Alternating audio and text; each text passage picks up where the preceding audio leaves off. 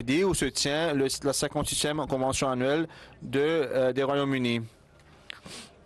Très chers téléspectateurs, nous savons déjà que pour que la femme joue un rôle fondamental dans le développement de la communauté et la formation. Et la formation des enfants, des générations futures, se trouve dans la main des femmes. Et c'est donc au sein de la communauté musulmane ahmadiyya, nous avons l'organisation de l'Ajina Imaïla qui est là pour donner, pour guider les dames. Donc nous avons avec nous les représentants de la Lajina Imaïla de l'Amérique et Dr Fatima qui est la vice-présidente et Madame Tahira Bakr Saiba qui est la présidente de la Lajina Imaïla en Amérique. Donc soyez la bienvenue. Donc nous avons entendu le discours de sa sainteté. Donc la première question à vous, quel est le statut de la femme en islam?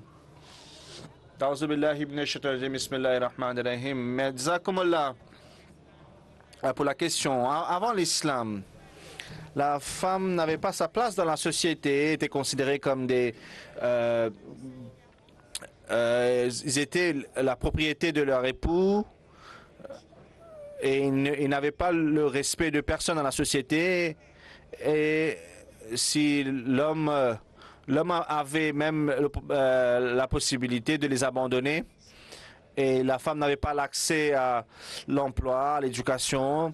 Et il y a certains qui étaient même avaient honte d'avoir des filles.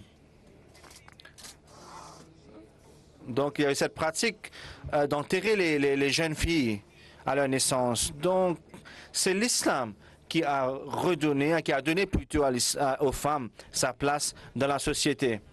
Le saint prophète sallallahu alayhi wa sallam avait déclaré à cette époque que Al-Jannatu tahta aqdam al-ummahat, que le paradis se trouve sous les pieds de la mère. Donc à cette époque, le messager de Dieu a dit que vous devez respecter la mère parce que le paradis se trouve sous ses pieds. Donc c'est vraiment un statut extraordinaire qui a été donné à la femme.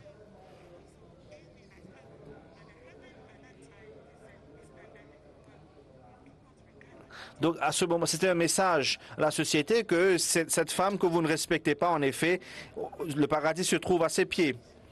Donc le prophète sallam a expliqué que la femme a droit à l'éducation. Et elle a déclaré que c'est une obligation que chaque musulman ou musulmane qu'elles doivent acquérir l'éducation.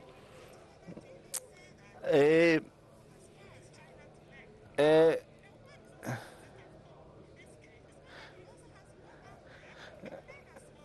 il a déclaré que vous devez chercher l'éducation même si vous devez partir en Chine. Et chaque femme a droit à cela. Et il a aussi déclaré que si vous avez un enfant, donc vous devez comprendre qu'à cette époque, les gens avaient la tendance d'enterrer les filles vivantes. Donc si vous avez deux filles et vous faites leur formation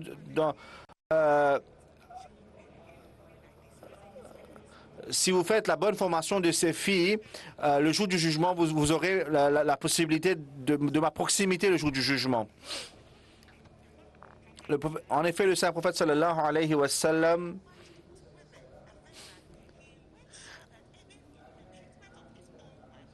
et donc la façon dont le saint prophète sallallahu alayhi wa sallam a traité ses épouses, il a fait en sorte que les gens comprennent comment on doit traiter nos épouses.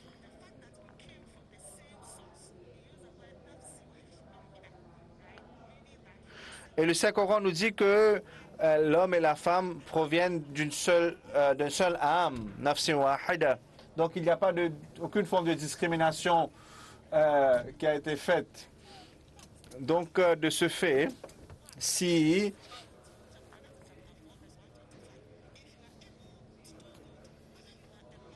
vous avez l'opportunité de faire le bien, donc il n'y a pas de distinction dans les yeux, dans le regard d'Allah.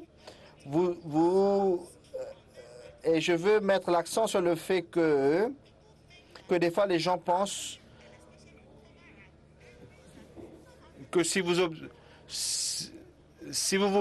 vous habillez convenablement, donc je veux demander à ces gens que si vous avez des bijoux, de l'or ou de l'argent, très certainement vous allez protéger cela. Et c'est là la philosophie du voile au sein de l'islam. Donc, jazakumullah pour vos propos. Donc, il y a tellement de choses fondamentales que vous avez expliquées. Donc, vous avez compris, on a parlé du statut de la femme au sein de l'islam. Donc, nous avons au sein de la Jamaat, la Lajna Imaïla. Donc, pouvez-vous nous parler de cette organisation auxiliaire? Oui, donc le deuxième calife de la communauté Ahmadiyya en 1922, en décembre 25, il a initié l'établissement d'une organisation auxiliaire dédiée pour les femmes et pour les jeunes filles. Pour son but, il a expliqué que les femmes sont aussi importantes au sein de la communauté que les hommes. Elles devront aussi se développer et développer les futures générations pour la communauté Ahmadiyya. Il a établi 17 objectifs sous cette organisation auxiliaire pour les femmes qu'elles devraient accomplir. Une de ces objectifs était qu'elles devraient éduquer et évoluer les esprits moraux et l'éducation morale des jeunes filles, notamment en écrivant des articles divers dans les magazines de la Jamaat et bien sûr aussi développer l'aspect de tablir. Donc on a tant d'objectifs pour la Jina Imela qui a été établie par le Muslim Aoud. Donc qu'en est-il de les obstacles que les femmes, la Jina Imela font face aujourd'hui dans la société? Oui, donc c'est ma 6e année en tant que présidente de l'organisation auxiliaire des États-Unis. Nous avons 60 branches tout autour des États-Unis. Nos membres sont aussi dispersés dans le pays. Et donc, tout en suivant, nous essayons de suivre l'enseignement du Saint-Prophète qu'un musulman doit être comme un miroir pour l'autre. Donc, ce sont ces difficultés que nous avons en ayant un grand pays où nous n'avons pas trop de personnes qui vivent l'un à côté de l'autre. Donc, on essaie d'organiser certaines activités au sein de la communauté qui peuvent initier ce sorte d'éducation, qui peuvent nous permettre de pratiquer ces enseignements. Vous savez aussi que nous avons nos enfants dans les maternelles, dans les primaires. Si eux, ils n'ont pas une connexion vivante et une connexion réelle avec les membres de la Jamaat, avec la Jamaat, ils ne pourront pas évoluer dans cet aspect-là. Les garçons peuvent avoir une attraction vers les jeunes qui ne font pas partie de la Jamaat, qui ne sont pas Ahmadis. Donc nous devons et nous essayons bien sûr de trouver certains points communs pour qu'ils s'intéressent plus au matériel de la Jamaat. Et bien sûr, c'est assez difficile parce que la société matérielle et mondiale attire beaucoup les jeunes. Et donc, nous essayons de nous efforcer sur le côté spirituel. Tout le monde, bien sûr, veut souhaiter qu'il devienne docteur ou pratique la médecine ou peu importe, qui n'est pas mauvais. Mais bien sûr, on ne peut pas laisser notre foi derrière, notre croyance, notre pratique religieuse sur le côté. Bien sûr, nous devons assister, nous devons participer au programme dans la mosquée. Et bien sûr, ce sont des choses qui ressemblent à la pomme que Adam et Yves avaient choisie, mais il faut toujours rester sur l'aspect spirituel. Absolument, le sacerdoce de calife a parlé dessus dans son discours aujourd'hui. Il a parlé des obstacles que nous faisons face quotidiennement dans la formation des enfants dans la société aujourd'hui. Donc, Dr Saiba, nous avons entendu parler des États-Unis. Qu'en est-il de la Jina Imaila au Ghana, des projets, les programmes que vous faites là-bas? Par la grâce d'Allah, le Lajna Imaila au Ghana sont très actives dans diverses activités, que ce soit concernant l'éducation spirituelle, que ce soit éducatif ou que ce soit la prêche. Par exemple, en ce qui concerne l'éducation générale, on a beaucoup de femmes qui participent aux réunions de Tarbiyat, apprennent plus sur l'islam et bien sûr des enseignants leur apprennent sur la religion. En ce qui concerne le tablir, l'aspect de la prêche, nous distribuons des tracts, divers tracts, on fait des sorties en groupe avec des femmes. Donc, lorsque nous nous habillons aussi, nous mettons nos habits où il y a écrit Lajna Imaila, ça attire les gens, l'attention des gens est vers nous et ils se demandent. Et donc l'opportunité pour faire le tablir, la prêche, pour propager le message de l'islam et l'Ahmadiyya, nous donne cette opportunité d'interagir avec ces personnes, de leur parler. Et nous partons dans différents villages, nous partons dans les hôpitaux, et nous faisons des dons financiers aussi, des sacrifices financiers pour leur apporter du soutien. Donc ça, c'est l'islam. L'islam nous ordonne d'interagir, de servir l'humanité aussi. Et nous avons aussi des activités pour développer nos... They can sew dresses and make some kind of money from it. And then we're also able pour développer nos talents donc dans différentes matières. Et donc, des activités diverses sont organisées pour développer des talents chez les enfants, chez les jeunes filles. Et donc, nous faisons de notre mieux pour les impliquer, pour les faire participer dans différentes activités. Et bien sûr, comme notre bien-aimé calife nous conseille au quotidien presque, donc nous essayons d'inculquer tous ces conseils, tous ces enseignements dans ces activités. Et bien sûr, ce n'est pas facile, mais par la grâce d'Allah et par les prières de Hazour, nous essayons de accomplir tout cela. Et lorsque vous allez venir voir notre mission à Accra, au Ghana, et vous allez voir que nous avons pu construire une mosquée pour l'accomplissement des 100 ans de l'organisation de la Lajna Imaila. Et donc, nous sommes là-bas, nous essayons d'aider les gens, de les aider dans différents problèmes. Et bien sûr, c'est difficile pour eux de venir pour la prière, mais donc, bien sûr, nous les aidons à se couvrir parce qu'ils n'ont pas beaucoup de richesses et donc nous essayons de les venir en aide.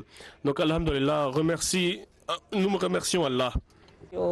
Alhamdulillah Rabbil Alamin. Il y a tant d'activités que vous faites, qu'Allah vous bénisse tous. Donc, aujourd'hui, nous avons des récompenses qui ont été remises à ceux qui ont complété leurs études.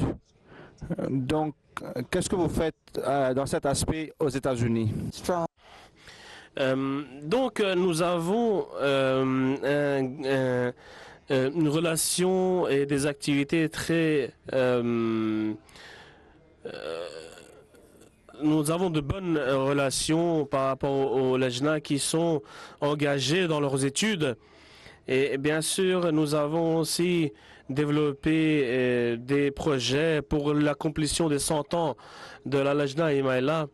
Et donc, nous avons essayé que 100% des membres de la Lajna soient impliqués dans les activités de la Jamaat, qu'elles sont régulières dans leurs prières quotidiennes.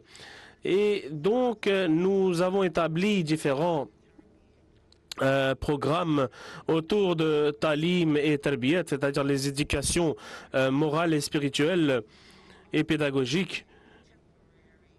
Et donc, nous avons essayé d'inculquer en chaque membre, surtout jeune, qu'elles sont impliquées dans les activités de la Jamaat pour qu'elles puissent être en connexion avec la Jamaat et bien sûr avec le califat. Et leur éducation en même temps prend de la couleur aussi. Elles sont bien sûr impliquées dans divers programmes sociaux et services sociaux où les parents, les mères sont dédiés avec leurs enfants pour les éduquer ou pour les impliquer dans différentes activités comme les aides aux cancéreux, ceux qui ont le cancer. Et donc, surtout pour les enfants, nous avons des activités pour que les enfants puissent se réunir et développer leur éducation au sein de la Jamaat pour qu'ils puissent développer leur importance au sein de la Jamaat et ainsi développer des talents aussi. Et bien sûr, nous avons un grand nombre de membres qui sont impliqués en grand nombre dans les services de Humanity First, surtout durant le temps de Covid. Durant la pandémie, ils ont aidé, ils sont venus en aide à beaucoup de gens, que ce soit physiquement ou émotionnellement, ou moralement. Et bien sûr, lorsque nous avons nos ijtima, nos rassemblements annuels, et donc, bien sûr, nous avons des compétitions où chacun qu'on peut essayer de gagner et de remporter des positions en développant leur talent, leur situation. Confidence, and then Donc, nous voyons qu'il y a tant d'activités que vous faites afin de s'assurer que les femmes et les filles de la communauté puissent se développer leurs compétences et leurs talents. Donc, des fois, il y a aussi l'importance de se établir silencieux. Donc, se établir qui se fait à travers votre comportement. Donc, quelles sont les mesures pratiques que vous avez commencé par rapport à la propagation et quel est l'impact de cela aux États-Unis? Donc, bien sûr, lorsque nous développons des activités que nous appelons des activités boosters, et ce sont des activités que nous faisons en ligne, en conférence vidéo, et nous faisons des sessions de questions et réponses où nous développons les talents, bien sûr, de chaque membre et nous leur demandons à propos de divers sujets, notamment à propos de l'islam et des questions morales et générales, pardon. Et donc, nous nous soucions de chaque membre de l'AJNA et nous leur demandons individuellement si tout va bien, si elles se sentent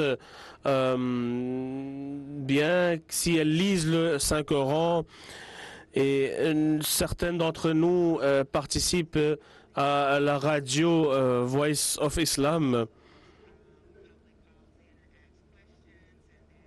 Et bien sûr, là où les gens appellent et ils répondent à leurs questions, nous avons un segment de questions et réponses là.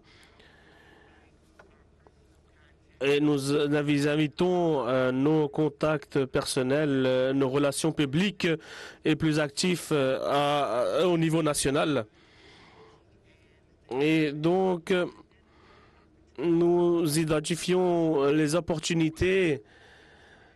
Par exemple, il y avait un événement dans la capitale des États-Unis qui concernait un rassemblement communautaire national. Et c'était une opportunité pour parler à propos de sujets quelle est l'importance d'être un dirigeant ou un leader en étant une femme. Et donc ça a créé une opportunité pour nous aussi pour montrer, et nous écrivons beaucoup d'articles qui ont été publiés dans les médias, les journaux, et beaucoup de personnes ont retweeté, ont aimé ces publications, ces articles. Et nous, lorsque nous venions au Jalsa, l'initiative était que chacun publie un tweet à ce message spécifiquement en même temps. Et donc, nous pouvions voir combien de tweets ont été faits, combien de publications, combien de posts ont été faites par rapport à ça. Et donc, nous nous sommes joints les uns les autres pour mettre en avant cette cause. Et donc, surtout pour en ce qui concerne le département de Tablir, la prêche, beaucoup y participent aussi et nous sommes en train d'y travailler pour les améliorer.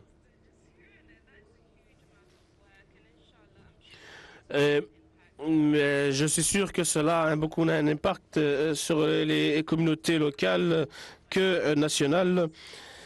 Et ça fait plaisir de voir le message de l'islam qui est propagé partout. Et donc, vous êtes aussi satisfaite par vous-même. Qu'Allah vous bénisse. Merci beaucoup. Jazakumullah à toutes et à tous de nous avoir rejoints dans le studio aujourd'hui.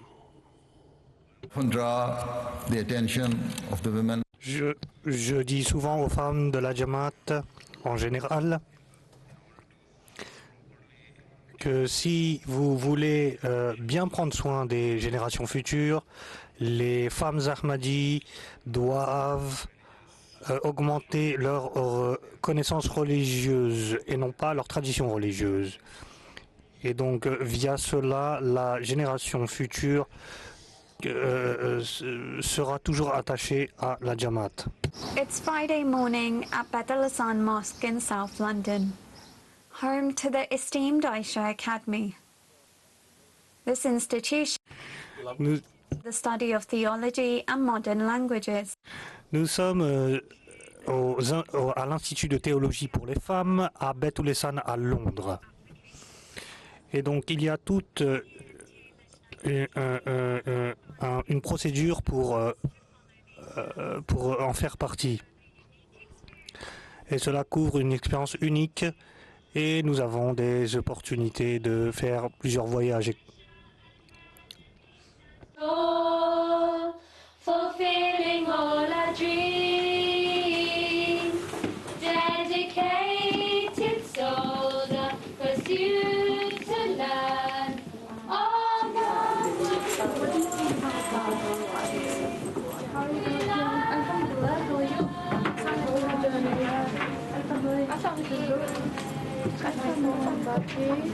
Did you get this? Assalamu alaikum. Assalamu alaikum, je m'appelle Lubna Sohail et je sers en tant que principal de la Aisha Academy ici au Royaume-Uni. Le but de la Aisha Academy est pour les femmes et les jeunes femmes qu'elles puissent augmenter leur connaissance religieuse. Tous les jours, cela commence par la récitation du Saint-Coran et cela est suivi par une assemblée entre les étudiantes.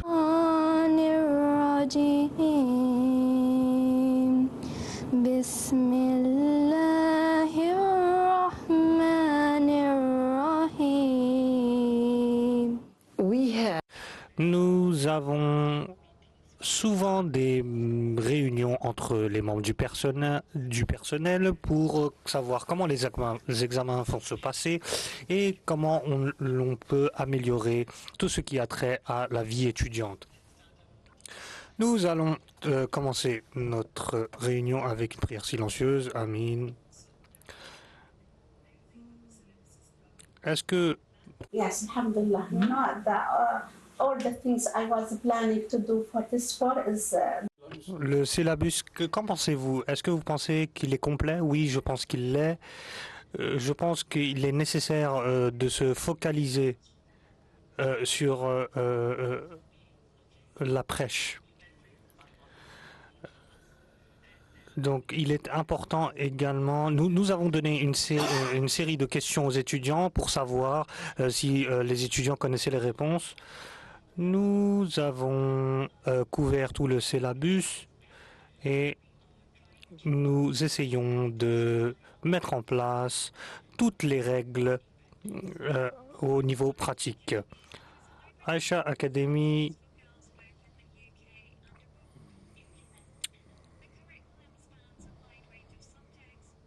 tout au long de la formation est assurée par des professeurs très expérimentés.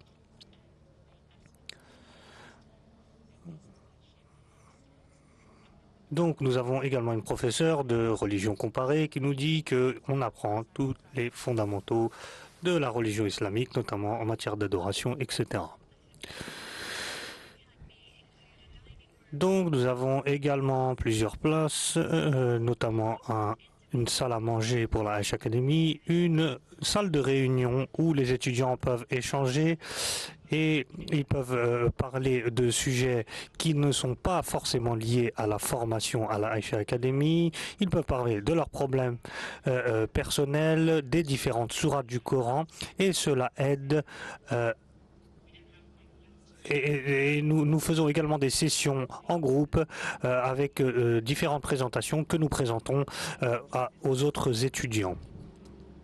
Et cela nous aide pour gagner en confiance en soi. Donc il ne s'agit pas seulement de mettre en avant tout ce qui est religieux, mais nous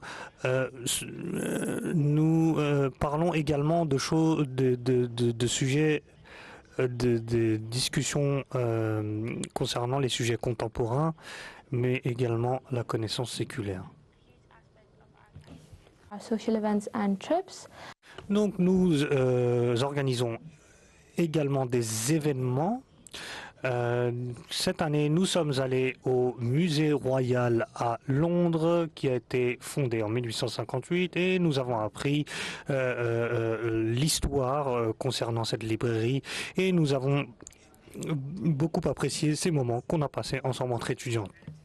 Donc nous sommes challenging yet successful. Donc aujourd'hui, c'est le jour des résultats et vous allez tous recevoir vos diplômes. Donc après un an de travail, de dur travail, nous sommes enfin, nous avons eu notre diplôme et pour nous c'est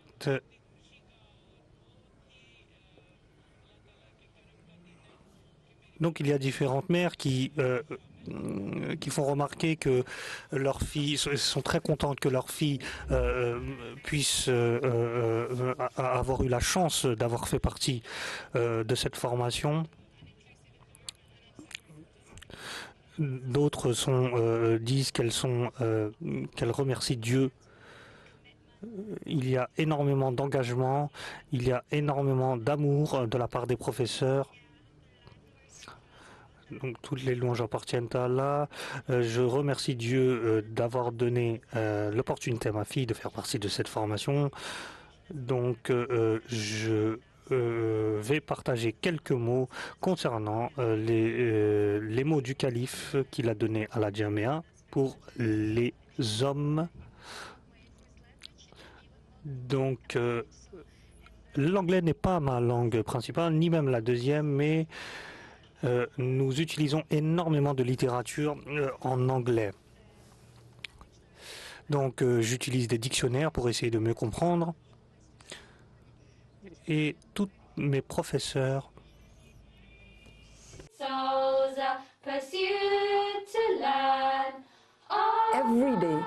tous les jours, nous apprenons des filles. Donc les jeunes femmes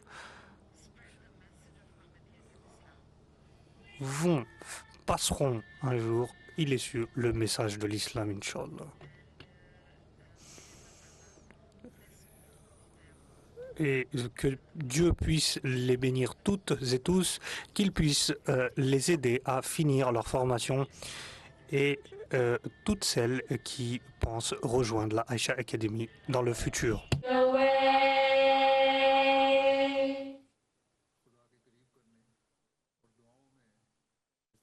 You made me a Muslim, you gave me Islam, you gave me my faith.